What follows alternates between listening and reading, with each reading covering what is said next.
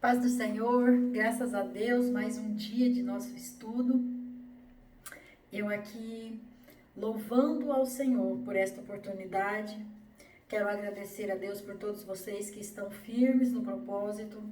E aqui em casa nós estamos assim também, firme no propósito, conversando muito, procurando realmente se alinhar com aquilo que o Senhor tem de propósito para a nossa casa. E eu quero agradecer aos pastores, agradecer a Deus em primeiro lugar e aos pastores por essa oportunidade, por essa dedicação tão grande acerca das famílias. Isso é bênção de Deus para nós. E eu quero falar com vocês hoje de algo muito simples, mas ao mesmo tempo muito sério. Por quê? Porque lá em Gênesis, no capítulo 2, o versículo 15, o Senhor disse assim, e o Senhor Deus tomou o homem e o colocou no jardim do Éden, para que o homem o cultivasse e guardasse. Então, quando nós estamos falando de um relacionamento onde o Senhor confiou nas nossas mãos, o nosso cônjuge, que é a nossa outra metade, e fez de nós uma só carne, como nós já vimos ali nos versículos anteriores, e como nós já conversamos sobre ali a importância de nós estarmos cuidando disso, olhando, estarmos atentos, conforme o versículo-chave desse estudo, onde está falando da prudência em se livrar do perigo. Então, este versículo eu entendo assim que quando o Senhor fala assim que é para cuidar, para que cultivasse e guardasse. Quer dizer, cultivar é você cuidar, é você dar assistência, é você dar a manutenção, é você estar presente. E ainda guardar é proteger. Então veja que este versículo 15 do capítulo 2, ele está trazendo para nós uma responsabilidade acerca daquilo que o Senhor disse para Adão fazer lá no Éden. E aí, o que eu quero usar isso dentro do casamento? Porque você pode dizer, mas Fátima, isso tem a ver com o Senhor falando das atribuições de Adão em relação ao jardim, às atividades dele no jardim, no trabalho dele, certo? Mas isso era uma demonstração de que se você quer colher algo, se você quer um resultado, você tem que fazer os passos que antecedem essa colheita ou esse resultado. Então, hoje, a nossa palavra é a palavra semeadura. Por que nós vamos falar disso? Por causa disso aqui. Quando o Senhor Deus colocou Adão lá no jardim, o Éden já existia, Porque o Senhor Deus fez o homem depois que ele já tinha feito as outras coisas, como nós já estudamos também. Aí, o que acontece? Quando o Senhor Deus entregou para nós o nosso cônjuge, ele já entregou pronto, ele já existia. E entregou para quê então?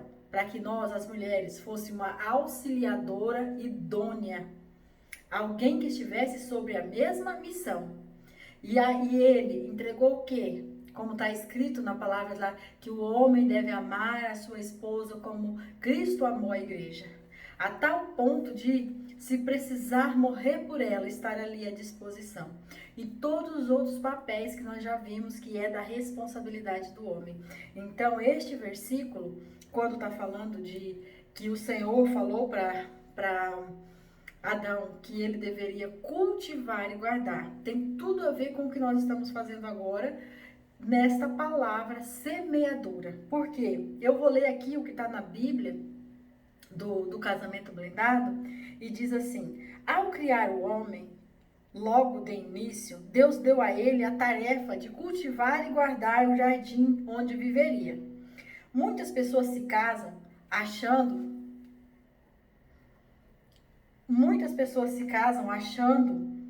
que vão viver para sempre no paraíso e não se dão conta de que é sua responsabilidade mantê-lo.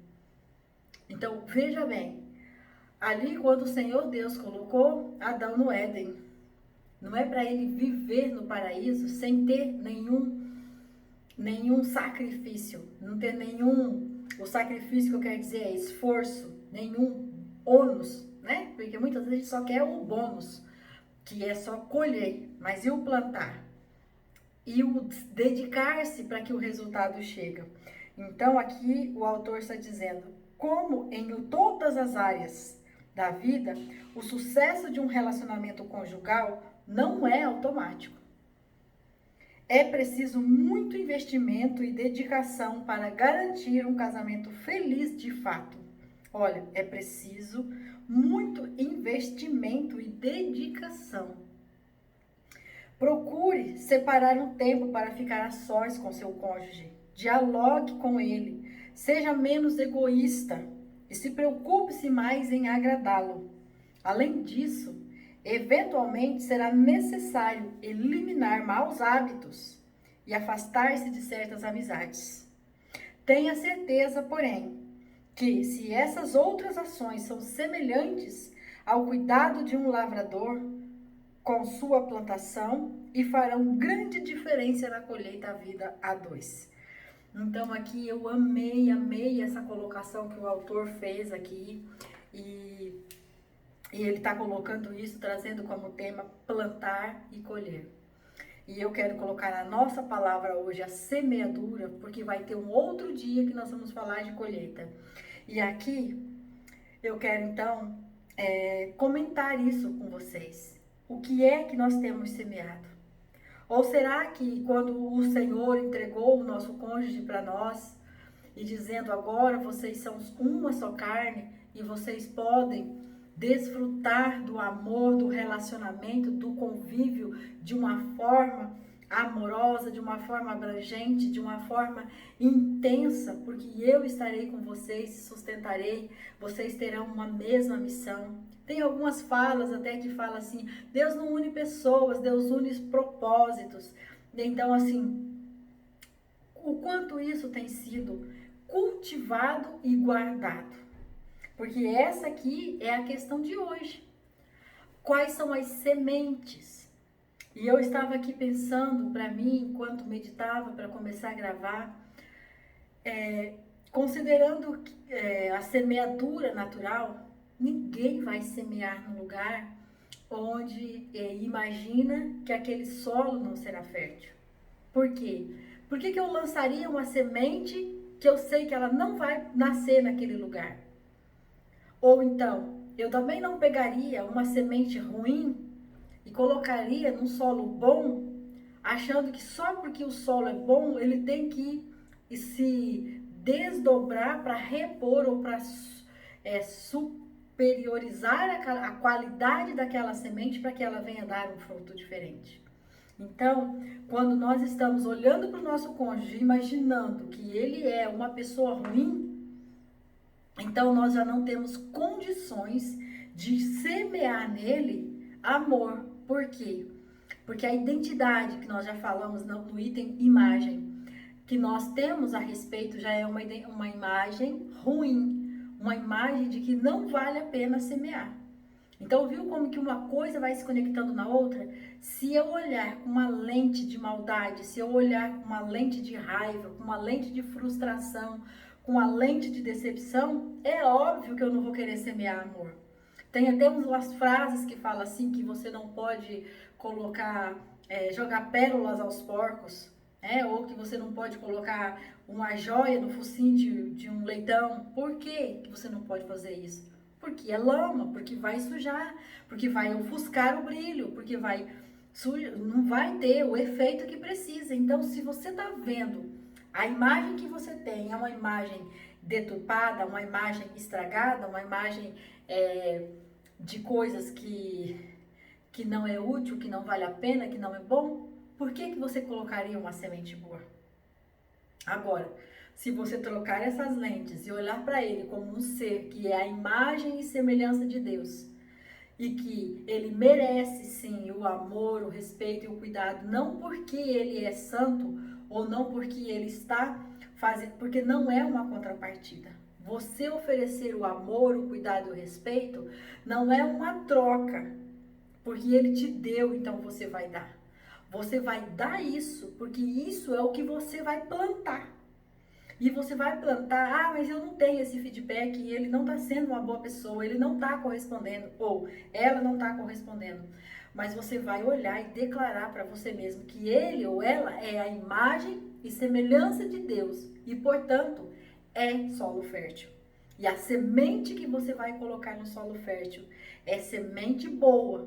E a semente que você vai distribuir, a semente que você vai lançar é semente boa. Precisa ser semente boa. Mas isso é o suficiente? Não. Porque você ainda tem que cultivar e guardar. Então, quer dizer, você tem que estar ali cultivando, regando na quantidade exata, porque se colocar água demais mata, se deixar água de menos mata. E livrando das pragas, arrancando as ervas daninhas, você tem que plantar, né? Semear, cultivar e guardar. Então hoje nós vamos encerrar até aqui. Você fica aí com essa tarefinha, estude lá o capítulo 2 de Gênesis para você entender ali o quanto que o Senhor quer falar conosco a respeito disso. E aqui, como o autor escreveu nesse comentário, onde ele diz assim, como em todas as áreas da vida, o sucesso de um relacionamento conjugal não é automático. Não pense que o tempo vai passar. O tempo passa, tá nervoso hoje, mas depois se acalma. Não. Porque todo nervoso de hoje é porque gerou uma ferida na alma, porque gerou uma frustração, gerou um descontentamento, gerou uma expectativa negativa, deu um retorno de tristeza, de sentimento desagradável. E isso, com o passar do tempo, traz doenças para a alma. Em Provérbios está dizendo isso, que a alma que guarda raiva, ela traz doença para os ossos. Então, nós precisamos cuidar disso. Se nós estamos sendo solo fértil, onde o nosso esposo ou a esposa, né, para os homens, pode semear. Porque às vezes nós ficamos esperando tanto colher, mas colher o quê? Se eu não plantar, eu vou colher o quê? É justo eu colher algo que eu não plantei? Então, quando eu começo a fazer essas perguntas aqui para mim, e eu mergulho numa profundidade que daí eu volto lá na intenção. A minha intenção de que o meu casamento precisa ser sarado, que o meu casamento precisa ser blindado, que o meu casamento precisa ser um modelo do padrão de Deus. Ele está acontecendo na medida que eu preciso. Eu estou fazendo os itens que precisa ser feito. O que eu estou semeando mesmo? E como é que eu tenho enxergado este solo? O que eu tenho ido lá conferir nesse solo para saber se está faltando algum nutriente? Se eu preciso repor algum dos componentes ali? Ou será que eu estou conseguindo enxergar que tem ervas daninhas querendo sufocar a minha plantinha? Ou será que eu estou percebendo uma seca logo depois que eu lancei a semente e aí sem a água ela não vai germinar? Porque não é fazer uma coisa e achar que todas as outras irão resolver. Uma vez eu assisti um casamento que eu achei muito lindo, a hora que a moça falava dos votos para a noiva falava dos votos para o seu noivo, e ela disse assim: eu prometo a não ficar com raiva de você por causa de tudo, quando você falhar comigo por apenas uma coisa. Eu achei aquilo tão lindo, porque assim, às vezes assim, é uma coisa que a pessoa fez. E a gente já pega todas as outras coisas e coloca no mesmo cesto e já começa a fazer aquela confusão emocional, gerando todo aquele desgaste. Então assim é lá na semente. Se eu colocar a semente, o solo pode ser bom, eu vou com a semente boa colocar, se não chover. Se eu não regar, não vai germinar, porque o solo seco com semente boa não dá nada. Entendeu? Então eu preciso saber quais são os níveis, quais são as necessidades, que fase que a minha semente está, o que ela precisa agora. Será que essa semente está precisando germinar? Ou será que essa semente está precisando de adubo? Ou será que essa semente está precisando de mais água? Ou será que essa semente está precisando de mais calor? Ou será que essa semente está sendo sufocada porque tem ervas daninhas ao redor? Ou será que essa semente, que agora já se tornou uma planta, está sendo infestada por pragas, por gafanhotos, por mosca, por formiga? Tudo isso tem nome no relacionamento. Tudo isso tem nome no relacionamento e você vai pegar hoje e vai ler esse capítulo e você vai pensar qual a semente que você plantou, como está o solo que você plantou, se precisa, quais são os tratos que precisa ser colocado aí nessa tua semeadura. E então, o nome do Senhor já está sendo glorificado na sua casa, na minha casa, porque Ele já nos despertou para esse estudo tão maravilhoso, de um despertar tão profundo, tão sutil, mas tão profundo nas nossas almas. Quem está levando a sério, tenho certeza que durante esses 90 dias, milagres irão acontecer. Milagres. Gerações a partir desse estudo serão transformadas, porque haverá uma transformação na mentalidade, na forma de pensar. Todo pensamento deturpado acerca do casamento, acerca do relacionamento, acerca daquilo de falar que não vale a pena porque não dá para investir em pessoas, porque as pessoas são falsas, porque as pessoas traem, porque as pessoas são maldosas, porque as pessoas são egoístas.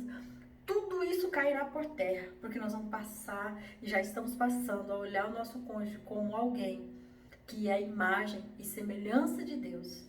E que, por ser humano, falha, erra, mas eu, como ser humano, que também sou imagem e semelhança de Deus, preciso me comportar como Deus se comportaria, que é com amor, com misericórdia, com bondade, e pronto a perdoar, e sempre disponível a estender a mão e dar uma nova oportunidade.